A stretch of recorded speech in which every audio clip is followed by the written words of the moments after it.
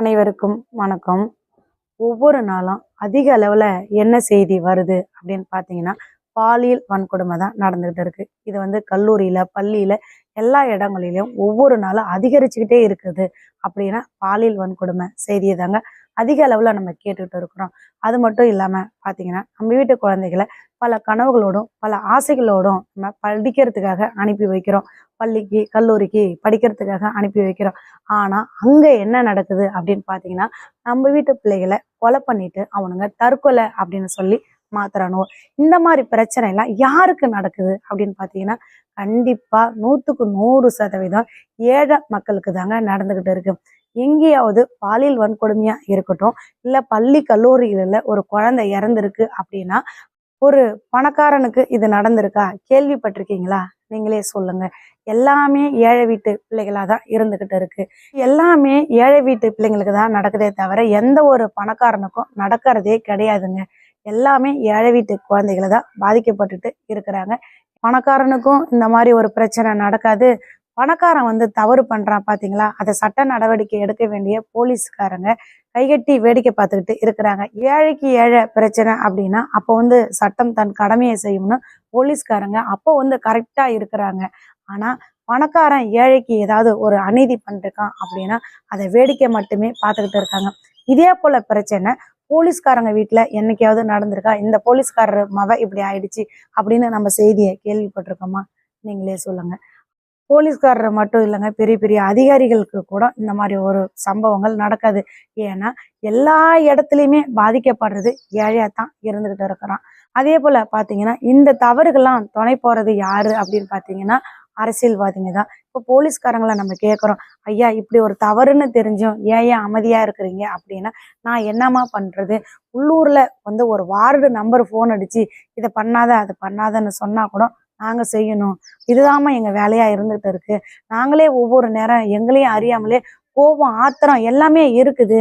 இவனுங்க ஏன் இந்த மாதிரி கேவலமா இருக்கிறானோ, இந்த கேவலத்துக்கு நம்மள துணை சொல்றானுலே அப்படின்னு எங்களுக்கும் வலியும் வேதனையும் இருக்கு. நாங்க மனசார எந்த ஒரு தப்பும் பண்றது கிடையாதுமா. நாங்க கரெக்டா இருக்கணும், சரியான நடவடிக்கை எடுக்கணும் அப்படிங்கறதுதான் எங்களுடைய நோக்கமா இருக்கு. ஆனா எங்களை இந்த மாதிரி ஒரு கீழ்த்தரமான வேலை செஞ்சு அவனுங்களை காப்பாத்துறதுக்கு நாங்களே துணை போறதுக்கு முக்கிய காரணமா இருக்கிறது அரசியல்வாதிங்க தான் அப்படின்னு இப்ப நம்ம பாப்பா வழக்குக்கு வந்த பிறகு எத்தனையோ போலீஸ்காரங்க என்கிட்ட சொல்லியிருக்காங்க. எல்லாமே எங்களுக்கும் தெரியுமா, பாப்பாவுக்கு என்ன நடந்தது அப்படின்னு கூட எங்களுக்கு தெரியும், நாங்க என்ன பண்றது அப்படின்னு தான் எத்தனையோ போலீஸ்கள் நம்ம கிட்ட சொல்லியிருக்காங்க. இப்போ இந்த அரசியல்வாதி வீட்டு பிள்ளைங்களுக்கு இந்த மாதிரிலாம் ஏதாவது நடக்குதா? எங்கேயுமே பணக்கார முதலைகளுக்கோ இல்ல அதிகாரம் வர்க்கங்களுக்கோ இல்ல அரசியல்வாதி வீடுகளுக்கோ யாருக்கும் இந்த மாதிரி ஒரு பிரச்சனை வராதுங்க. எல்லா இடத்துலையும் நம்ம வீட்டு குழந்தைங்களுக்கு பாலியல் வன்கொடுமை நடந்தாலும் அது நம்ம ஏழை வீட்டு குழந்தையா தான் இருக்கும். நம்ம வீட்டு பிள்ளைங்க உயிர்களை போக்கிட்டு அவன் தற்கொலைன்னு ஒரு நாடகம் ஆடுவான் பாத்தீங்களா, அதுவும் நம்ம குழந்தையா தான் இருக்கும். இதே போலதான் நம்ம நாட்டுல நாளுக்கு நாள் அதிகரிச்சுக்கிட்டு இருக்கு. இந்த செய்தி தான் நம்ம அதிக அளவுல பார்த்துக்கிட்டு இருக்கிறோம். இப்போ கடந்த 4 நாட்களுக்கு முன்னாடி கூட பாத்தீங்கன்னா, கோவையில அந்த இந்துஸ்தான் கல்லூரியில அந்த குழந்தைக்கு என்ன நடந்தது அப்படின்னு நம்ம எல்லாருக்குமே தெரியும். அங்க நடந்த சம்பவமும் நமக்கு இங்க நடந்த சம்பவம் பாத்தீங்கன்னா எத்தனையோ விஷயங்கள் ஒத்து போகும். அப்போ அந்த பணக்காரனுங்க எல்லாமே தவறு பண்ணுனா இதே போல மூடி மறைக்கிறதுக்கு பல வேலைகளை செய்யறானோ. அதனாலதான் நீங்க வேணா எத்தனையோ கேஸுங்களை பாருங்க, எல்லாமே ரவுண்ட் பண்ணி பார்த்தா இங்க என்ன நடக்குதோ அங்க அது நடந்திருக்கும், அங்க என்ன நடக்குதோ அதுதான் இன்னொரு இடத்துலயும் நடந்துகிட்டு இருக்கு. இதே போலதான் காலங்காலமா பணக்காரனை காப்பாத்திக்கிட்டு இருக்கிறாங்க. அவனுங்க மேலும் மேலும் தவறு பண்றதுக்கு தான் அவனுங்களுக்கு இந்த அதிகார வர்க்கங்கள் சப்போர்ட் பண்ணிட்டு இருக்கிறாங்களே தவிர அவங்களுக்கு தக்க தண்டனை கொடுக்கறதே கிடையாதுங்க.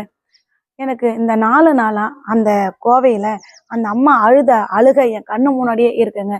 அந்த ஒத்த பொம்பளையா, தன்னுடைய வீட்டுக்காரரும் இல்லாம அந்த ஒத்த பொம்பளையா எவ்வளவு கஷ்டப்பட்டு நெத்தி வேர்வை நிலத்துல சிந்தி ஒரு கத்தையா எடுத்துக்கொண்டு அந்த காலேஜ்ல பணத்தை கட்டி இருக்கும். நினைச்சு பாருங்க, அந்த தாய் எவ்வளவு வேதனைகளை இந்த 4 நாளா அனுபவிச்சிருப்பா அப்படிங்கிறது நானும் ஒரு பெண்ணை பறிகொடுத்த ஒரு தாயா என்னால உணர முடியுதுங்க. ஒரு 1500 ரூபாய் காசுக்காக இல்லாத பழியெல்லாம் போட்டு இன்னைக்கு அந்த குழந்தையோட உயிரை பறிச்சுட்டானுங்க. அந்த காலேஜ்ல படிக்கிறது அப்படின்னா எவ்வளவு பெரிய விஷயம். கோவையில அது ஒரு பெரிய காலேஜ், அங்க ஃபீஸும் அதிக அளவு தான் இருக்குன்றாங்க.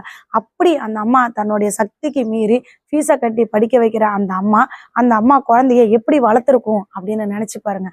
ஆனா அந்த குழந்தைக்கு ஒரு திருட்டு பட்டத்தை சுமத்தி இந்த மாதிரி பண்ணி வச்சிருக்கிறானுவோ. இதெல்லாம் எந்த வகையில நியாயம்னு தெரியலங்க.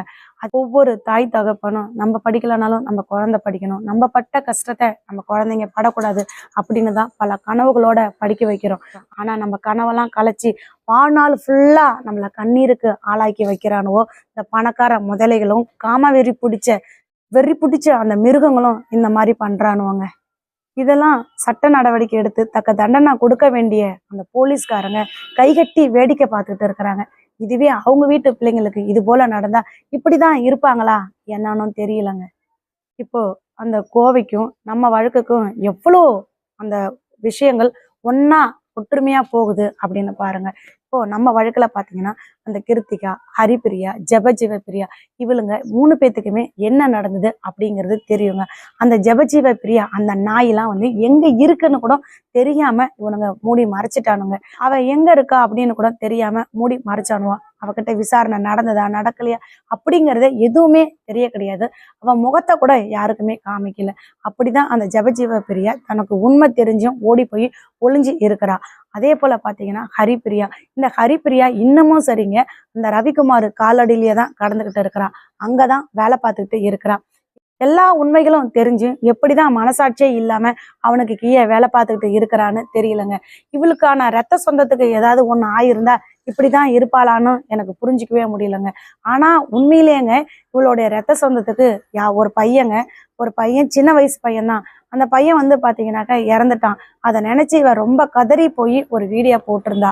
இந்த மாதிரி எழுந்து வா திரும்ப வா அப்படின்னு சொல்லி ரொம்ப வருத்தத்தோட அந்த வீடியோவை போட்டிருந்தா. அப்ப நான் நினைச்சேன் அவளுடைய ரத்த சொந்தத்துல ஏதோ ஒரு உயிர் போயிருக்கு, அவ அந்த வலியும் வேதனையும் புரிஞ்சிருக்கா. அப்போ நம்மளுடைய வலியும் வேதனையும் கண்டிப்பா அவளுக்கும் புரியும். அவ வந்து உண்மையை சொல்லிடுவா, என்னைக்கா இருந்தாலும் உண்மையை சொல்லுவா அப்படின்னு ஒரு பெரிய நம்பிக்கையில காத்து கிடக்குறேன். ஆனா அவ உண்மையை சொல்லுவாளா இல்ல எப்பவும் போல இப்படிதான் இருப்பாளான்னு தெரியலங்க. அந்த ஹரிப்பிரியா இருக்கா பாத்தீங்களா, அவளுக்கு ஒரே ஒரு பையன் தாங்க. அவ பையனுக்கு எந்த அளவுக்கு பாவத்தை சம்பாதிக்க முடியுமோ அந்த அளவுக்கு பாவத்தை சம்பாதிச்சு வச்சுக்கிட்டு இருக்கிறா. உண்மையிலே அவ வந்து அந்த குழந்தைக்கு ஒரு நல்ல தாய் அப்படின்னா அந்த பையனுக்கு அவ பாவத்தை சம்பாதிக்காது இருக்கணும். அவ பாவத்தை சம்பாதிக்க கூடாது அப்படின்னு நினைச்சானா நம்ம குழந்தைக்கு என்ன நடந்ததோ அவ உலக மக்களுக்கு எடுத்து சொல்லணுங்க. அதுதான் அவ பிள்ளைக்கு அவ செய்யக்கூடிய ஒரு பெரிய நன்றி கடனா இருக்கும். இங்க வந்து இவளுங்க எல்லாருக்கும் எப்படி உண்மை தெரியுமோ அதே போலதாங்க கோவையிலையும் பாத்தீங்கன்னா அனுப்பிரியாவை இந்த மாதிரி 1500 காசை காணும், வா உன்னை விசாரணை பண்ணணும் அப்படின்னு அவளுங்க கூட்டுட்டு போயிருக்காளுங்க. ஒரு 4 பேரோ 5 பேரோ சொல்றாங்க. 5 பேரும் 5வது மாடிக்கு கூட்டுட்டு போயிட்டு பிள்ளைய 2 மணிக்கு கூட்டுட்டு போனவங்க 7 மணி வரைக்கும் விசாரணை பண்ணியிருக்காளுங்க. அதன் பிறகு என்ன சொன்னாலோ ஏது சொன்னாலோ தெரியல, அனுப்பி வச்சிருக்கிறாளுங்க.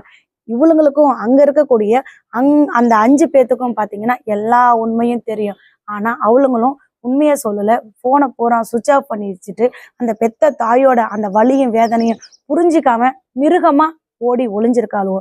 இங்க இவளுங்க அங்க அவளுங்க நின்றுக்காளுவோ பாருங்க. அதே போல பாத்தீங்கன்னா அந்த அனுப்பிரியாவை விசாரணை பண்ணும் போது ஒரு மாணவனையும் விசாரணை பண்ணணுதான் சொல்றாங்க. ஆனா இப்போ அந்த மாணவன் எங்க இருக்கிறாருன்னே தெரியாது அப்படின்னு சொல்றாங்க. அந்த மாணவனுக்கு பாத்தீங்கன்னா எல்லா உண்மையும் தெரியும், ஆனா அவன் எங்க இருக்கிறான்னு தெரியல அப்படின்னா என்ன அர்த்தம்? அப்ப அந்த கல்லூரி நிர்வாகம் அவனுக்கிட்ட வந்து ஏதாவது ஒரு மிரட்டல் விட்டுருக்கலாம். நீ சொன்னீன்னா அவ்வளவுதான் அப்படி இப்படின்னு சொல்லியிருக்கலாம். அதன் பிறகு அந்த பையன் போய் அவங்க அப்பா அம்மா கிட்ட சொல்லியிருப்பான். அப்போ அவங்க என்ன சொல்லுவாங்க, நம்ம குழந்தைய நினைச்சு பார்க்க மாட்டாங்க, அவங்க குழந்தையதான் அவங்க நினைச்சு பார்த்து என்ன சொல்லுவாங்க, அப்பா உனக்கு என்ன உண்மை தெரிஞ்சாலும் பரவாயில்ல, எல்லாத்தையும் உன் மனசுக்குள்ளேயே பூட்டி வச்சுக்கோ, நமக்கு எதுக்குப்பா அந்த தேவையில்லாத பிரச்சனை, அந்த பிள்ளையோட உயிர் போயிடுச்சு, இனிமே திரும்பி வரப்போறது கிடையாது, போனது போகட்டும், நீ எந்த உண்மையும் சொல்லாத, நமக்கு எதுக்கு கோர்ட்டு கேஸ்ன்னு வாழ்நாள் ஃபுல்லா நடக்கணும் அப்படின்னு அவங்க பெத்தவங்களும் சொல்லியிருப்பாங்க. இதுதான் எல்லா இடத்துலயும் நடந்துகிட்டு இருக்கு. இப்போ நம்ம வழக்குல கூட பாத்தீங்கன்னா கண்டிப்பா சொல்றாங்க 100க்கு 100% அன்னைக்கு அந்த ஹாஸ்டல்ல இருந்த எல்லா குழந்தைக்கும் என் குழந்தைக்கு என்ன நடந்தது அப்படின்னு எல்லாத்துக்குமே தெரியும். கண்டிப்பா நம்ம கிட்ட சொல்லலைனாலும் அவங்க அப்பா அம்மா கிட்ட போய் அந்த குழந்தைங்க சொல்லியிருக்கோம். இந்த மாதிரிப்பா நாங்க எல்லாரும் ஒன்னாதான் சிரிச்சோம், விளையாடணும், ஸ்ரீமதி வந்து என் மேல தண்ணி தெளிச்சா, நாங்க எல்லாரும் ஒன்னாதான் சாப்பிட்டோம், இந்த மாதிரி நடந்தது, இத்தனை மணிக்கு ஸ்ரீமதியை இந்த மிஸ் என்ன சொல்லி அழிச்சிட்டு போனாங்க, ஆனா ஸ்ரீமதி போனா திரும்ப வரல, நாங்க ஸ்ரீமதி எங்கன்னு கேட்டோம், அவங்க நீங்க சும்மா வாய மூடிட்டு படுங்க, ஸ்ரீமதி வருவான்னு சொன்னாங்க. இப்படி எத்தனையோ விஷயங்கள் அந்த பிள்ளைங்களுக்கு தெரியும். அதன் பிறகு நாங்க காலையில எழுந்திருச்சு பார்த்தாக்க ஸ்ரீமதிய நாங்க பிணமாதான் பாக்குறோம் அப்படின்னு பல வருத்தத்தோட அழுதுகிட்டே அந்த குழந்தைங்க சொல்லியிருப்பாங்க. ஆனா அவங்க அப்பா அம்மா அவங்க குழந்தையோட வாழ்க்கையை தான் யோசிச்சாங்க. என்னையோ என் குழந்தையோ அவங்க யோசிக்கல. கண்டிப்பா அவங்க நினைச்சிருந்தா, அம்மா எந்த பிரச்சனை வந்தாலும் நான் பாத்துக்கிறேம்மா, இந்த பொண்ணுக்கு நடந்த அநீதி மாதிரி இனி எந்த ஒரு குழந்தைக்கும் நடக்கக்கூடாது, இந்த உலகத்துக்கு நீ ஒரு முன் உதாரணமா இருக்கணும், ஸ்ரீமதிக்கு என்ன நடந்ததோ அதை சொல்லுமான்னு தைரியமாவும் துணிச்சலாவும் அனுப்பி வச்சிருக்கணும்.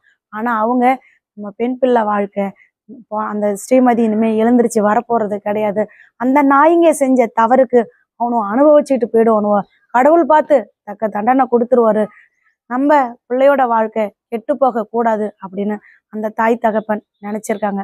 அதனாலதான் அந்த குழந்தைங்க இது நாள் வரைக்கும் உண்மையை சொல்லாம அந்த சுமைகளோடும் அந்த வலிகளோடும் ஒவ்வொரு நாளும் வாழ்ந்துகிட்டு இருக்கிறாங்க. அனுப்பிரியாவோட உயிர் பிரிஞ்சிருச்சுங்க. அதன் பிறகு அவங்க அப்பா அம்மாவுக்கு அவனுங்க என்ன தகவல் சொல்றானுவோ, உங்க குழந்தை வந்து 1500 பணம் எடுத்துக்கிச்சின்னு சொல்லியிருக்கானுவோ, உடம்பு சரியில்லை வாங்கன்னு இருக்கானுவோ, அதுக்கப்புறம் தான் இறந்து போச்சுன்னு சொல்லியிருக்கானுவோ. அதே போலதான் இங்கேயும் அந்த கொலகாரி சாந்தி சொன்னாங்க எனக்கு. ஃபர்ஸ்ட் போன்ல உன் குழந்தை 3வது மாடியில இருந்து விழுந்துருச்சுன்னு சொன்னான். ஆனா அவ்வளவும் பொய் சொன்னான். அவன் நாளே கொண்டு 10-11 மணிக்கெல்லாம் கொண்டு என் பிள்ளைய நைட்ல செவ்வாய்க்கிழமை நைட்டே, கண்டிப்பா சொல்றாங்க, செவ்வாய்க்கிழமை நைட்டே அவ ஹாஸ்பிட்டல்ல கொண்டு சேர்த்திருப்பா. அப்படி அவ சேர்க்கல அப்படின்னா எங்களுக்கு கள்ளக்குறிச்சியோட சிகிச்சை ஃபுட்டேஜ் கொடுத்துருப்பாங்க. இப்ப கொடுக்காம மறுத்துக்கிட்டு இருக்கிற காரணம் என்ன? இவ சிகிச்சை எல்லாம் கொண்டு சேர்த்த பிறகுதான் என் பிள்ளைக்கு உயிர் இல்ல, இவதான் கொன்னுட்டாளே, உயிர் இல்ல அப்படிங்கிற எல்லாமே தெரிஞ்சுதான் என்கிட்ட போய் பேசினான். அதே போலதான் இங்கேயும் நடந்திருக்கு. அனுப்பிரியாவோட உயிர் பிரிஞ்சிருச்சுன்னு அந்த கல்லூரி நிர்வாகத்துக்கு தெரியும். ஆனா அவங்க அப்பா அம்மா கிட்ட போய் பேசினாங்க. அதே போலதான் அந்த கொலகாரி சாந்தியும் நம்ம கிட்ட எந்த அளவுக்கு போய் பேச முடியுமோ அந்த அளவுக்கு போய் பேசி நம்ம கிட்ட தகவலை சொன்னான். அதே போல பாத்தீங்கன்னாக்க அங்க நம்ம ஓடுன உடனே அவ மேல தப்பு இல்லை அப்படின்னா நம்ம கிட்ட அங்க இருக்கக்கூடிய சிசிடிவி ஃபுட்டேஜை எடுத்துட்டு வந்து நம்ம கண்ணு முன்னாடி நின்று இருப்பா. இங்க பாருமா, உன் குழந்தை இத்தனை மணிக்கு போச்சு, இத்தனை மணிக்கு வந்தது, அத்தனை மணிக்கு போச்சு, இங்க பாரு உன் குழந்தை நடந்தது, அங்க பாரு நடந்தது, இங்க பாரு அப்படின்னு காட்டியிருப்பா. அந்த விழக்கூடிய அந்த காட்சியை நம்ம கிட்ட மட்டும் இல்ல, உலக மக்களுக்கே காட்டியிருப்பா. காட்டாம நம்மளை பார்த்து பேசாம ஓடி ஒளிஞ்சதன் முக்கிய காரணம் என்ன அப்படின்னா அவங்க செஞ்சது தவறு அப்படிங்கிறது அவளுக்கே தெரியும். அந்த காரணத்தாலதான் நம்ம கிட்ட நேர்ல நின்று பேச முன் வரல. இதே போலதாங்க அனுப்பிரியாவோட விஷயத்துல கூட பாத்தீங்கன்னா அந்த கல்லூரி நிர்வாகம் அவங்களும் சரி, அங்க இருக்கக்கூடிய வேலை பார்த்த அந்த ஆசிரியர்களும் சரி, பெத்தவங்களை பார்த்து எந்த ஒரு ஆறுதலான ஒரு 4 வார்த்தையும் கூறவே கிடையாது. அம்மா, கணவர் இல்லாம நீங்க எவ்வளவு கஷ்டப்பட்டிருப்பீங்க, உங்க குழந்தைய எப்படிலாம் படிக்க வைக்கணும்னு ஆளாக்கி இருப்பீங்க, உங்க குழந்தைய நேத்துதான் ஊர்ல இருந்து அனுப்பி வச்சீங்க, இந்த மாதிரி ஒரு இதை நடந்துருச்சுமா, நாங்க எடுத்தியானதான் சாதாரணமா எல்லாரையும் விசாரணை பண்ற மாதிரிதான் பாப்பாவையும் விசாரணை பண்ணணும், மத்தவங்களை எப்படி கேட்டோமோ அதே போலதான் பாப்பா கிட்டையும் கேட்டோம். ஆனா பாப்பாவோட மனசு வந்து கோழ மனசா இருந்திருக்கு. அந்த பொண்ணுகிட்ட எடுத்தியான்னு கேட்ட ஒரு தகவலை கூட தாங்க முடியல, இந்த மாதிரி பண்ணிக்கிட்டாமா, இப்படி நடக்கும்னு தெரிஞ்சிருந்தா நாங்க அந்த ஒரு வார்த்தையை கூட கேட்டிருக்கவே மாட்டோம். இந்த 1500 போனா போகுது அப்படின்னு நாங்க விட்டுருப்போம். ஆனா புள்ள இப்படி பண்ணுவான்னு எங்களுக்கு தெரியாதுன்னு அவங்க காலில் வீந்து கதறி இருக்கணும், அழுது இருக்கணும். ஆனா அது செஞ்சாலும்லா செய்யலங்க. ஏன்? கண்டிப்பா அவ்வளோ மனசுக்குள்ளார பிள்ளைய எந்த அளவுக்கு மோசமா திட்ட முடியுமோ அந்த அளவுக்கு மோசமாவும் கொச்சியாவும் திட்டியிருப்பாளோ. அதனாலதான் அவளால அந்த பெத்தவங்க முன்னாடி வந்து நிக்க முடியல.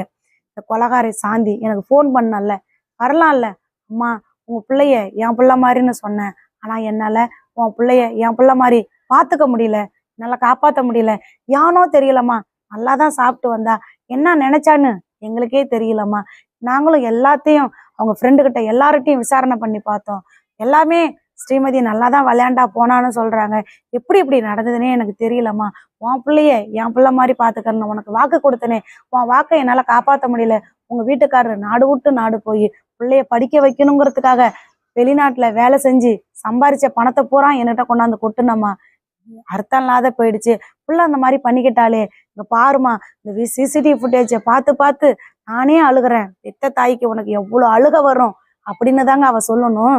அவன் மேல தப்பு இல்லைன்னா, ஆனா எல்லா தவறையும் பண்ணிட்டு எப்படிலாம் நாடகம் ஆடுறா பாத்தீங்களா 2.5 வருஷமா. ஏதாவது நம்ம ஒரு தகவல் கேட்டோம் அப்படின்னா அத்தனை ஆதாரத்தையும் அழைச்சிட்டு கலைச்சிட்டு இப்ப எது கேட்டாலும் கலவரம் கலவரம் கலவரம் அப்படின்னு நம்ம வீட்டு பிள்ளையோட உயிரையும் போக்கிட்டு ஜஸ்டிஸ் ஃபார் ஸ்ரீமதின்னு கேட்க வந்த எத்தனையோ மாணவர்களோட வாழ்க்கையும் கேள்விக்குறி ஆக்கி வாழ்ந்துகிட்டு இருக்கிறாங்க. பாத்தீங்கன்னா நான் கத்தி கதறிக்கிட்டு ஒரு போலீஸ்கார்ட்ட கேட்குறேன், ஐயா இதுக்கு முன்னாடி இந்த பள்ளிக்கூடத்தை பத்தி எனக்கு எதுவும் தெரியாது, என் பிள்ளைய நான் சேர்த்தேன், இங்க நான் கதறக்குள்ளதான் எல்லாரும் அந்த பள்ளிக்கூடத்துல இதுக்கு முன்னாடி இத்தனை கொலை அத்தனை கொலைன்னு சொல்றாங்க, இதெல்லாம் உண்மைதானா? நீங்க ஒரு அதிகாரியா இருக்கிறீங்க, கண்டிப்பா அவங்களுக்கெல்லாம் தெரியுமே அப்படின்னு அழுவுறேன். அம்மா அவன் செஞ்சதெல்லாம் உண்மைதாம்மா, எல்லாமே எங்களுக்கும் தெரியுமா, அவனை யாரும் எதுவுமே பண்ண முடியாது, உன் பிள்ளைய மட்டும் இல்லம்மா, அடுத்தது அவன் எந்த ஒரு தவறு செஞ்சாலும் எந்த ஒரு கொம்பனாலையும் அவனை ஒண்ணுமே பண்ண முடியாதம்மான்னு போலீஸ்காரர் சொல்றாரு. அழுவாதம்மா, கத்தாதம்மா, கதறாதம்மா, அடுத்தது என்ன பண்ணணுமோ போய் பண்ணுமாங்கிறாரு.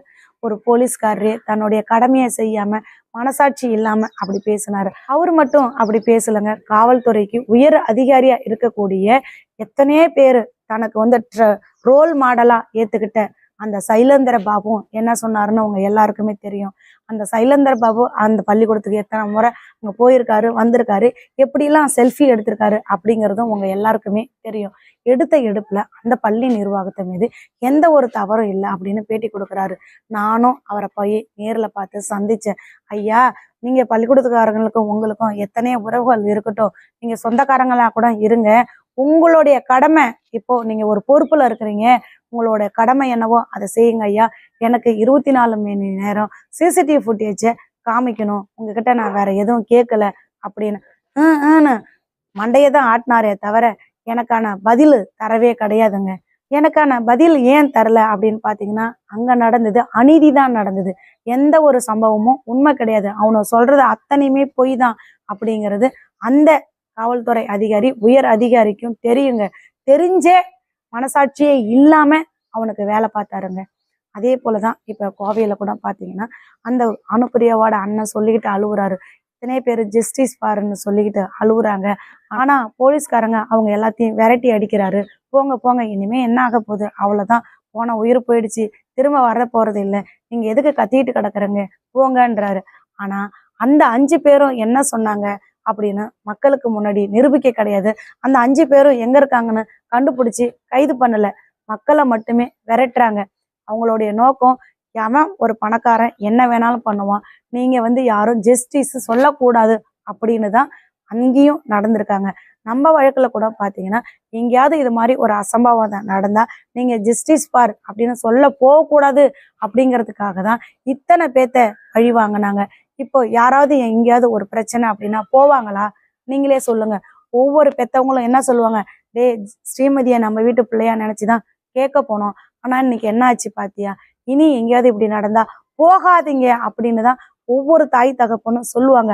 அந்த அளவுக்கு தான் ஆளாக்கி வச்சிருக்கிறாங்க நம்ம வழக்குல இந்த போலீஸ்காரங்க. அதே போல பாத்தீங்கன்னா போலீஸ்காரங்க இன்னும் ஒரு முக்கியமான பெரிய வேலையை செய்வாங்க. அது என்ன அப்படின்னு பாத்தீங்கன்னா, அதாவது கைது அப்படிங்கிற ஒரு இதுல அந்த கொலைகாரனோட காப்பாத்துவாங்க. எங்க பொதுமக்கள்கிட்ட மாட்டிக்கிட்டா பொதுமக்கள் அவனும் செஞ்ச தவறுக்கு போட்டு அடிச்சு கொன்னுடுவாங்க. பொதுமக்கள்கிட்ட இந்த கொலைகாரனோட ஒப்படைக்க கூடாது, கண்ணுலே காட்டக்கூடாது, எப்படியாவது நம்ம கைது அப்படின்ற ஒரு பேர்ல அழிச்சிட்டு போய் அவனுக்கு ஏசி போட்டு சொகுசா விட்டுடணும். இப்போ நம்ம வழக்குல கூட பாருங்க, கைது பண்ணாங்க, எத்தனை நாள், 45 நாளோ என்னவோ அவன் உள்றாருந்தான். உள்ள இருந்து என்ன பயன் அப்படிங்கிறத நீங்களே சொல்லுங்க. இதுவே ஒரு அப்பாவினா பாத்ரூம்ல விழுந்திருப்பான், கட்டு போட்டிருப்பான், எல்லா உண்மையும் வெளியே சொல்லியிருப்பான். ஆனா இங்க என்ன நடந்தது அப்படின்னா பாருங்க, எந்த உண்மை எது வெளியே வந்ததா? இந்த 2.5 வருஷ காலத்துல இதுதான் என் பிள்ளைக்கு நடந்தது அப்படிங்கிற ஒரு உண்மை வெளியே வந்திருக்கா? அந்த சொகுசா அவனை பார்த்துக்கிட்டும் பெரிய பாதுகாப்பு கொடுத்துக்கிட்டும் இருந்துகிட்டு இருந்தாங்க. இதுதாங்க மறுக்க முடியாத ஒரு உண்மை. அந்த சாந்தி கூட சொல்லுவா, நாங்க அந்த 4 நாளும் பெத்தவங்களை பார்த்து ஏன் பேசல அப்படின்னா, நாங்க போலீஸோட கஸ்டடியில இருந்தோம் அப்படின்னு சொல்லுவா. அந்த போலீஸோட கஸ்டடியில எதுக்காக இருந்தாங்க அப்படின்னா, பொதுமக்கள் யார்கிட்டயாவது அவ்வளோ கிடைச்சிக்கிட்டா அவங்க போட்டு பின்னி பெடல் எடுத்துருவாங்க. அந்த ஒரு காரணத்துக்காக தான் காப்பாத்தி அவங்களுடைய கண்ட்ரோல்ல வச்சுக்கிட்டாங்க. பெத்தவங்களை பார்த்து என்ன நடந்ததுன்னு சொல்றதுக்கு போலீஸ் அதிகாரிங்க விடமாட்டாங்களாம். அவங்களுக்கு ஏதாவது ஒரு பிரச்சனை அப்படின்னா பேட்டி, பெரிய அளவுல பேட்டி கொடுக்கறதுக்கு விடுவாங்களாம். இது எந்த வகையில நியாயம் அப்படின்னு சொல்லுங்க. போலீஸ் கஸ்டடியில இருக்கிறவ எப்படிங்க பேட்டி கொடுக்க முடியும்? ஒரு சேனலுக்கு போயிட்டு எப்படி பேட்டி கொடுக்க முடியும்? நீங்களே சொல்லுங்க. நம்ம வீட்டு குழந்தைக்கு என்ன நடந்ததுன்னு சொல்றதுக்கு வரமாட்டாளாம்.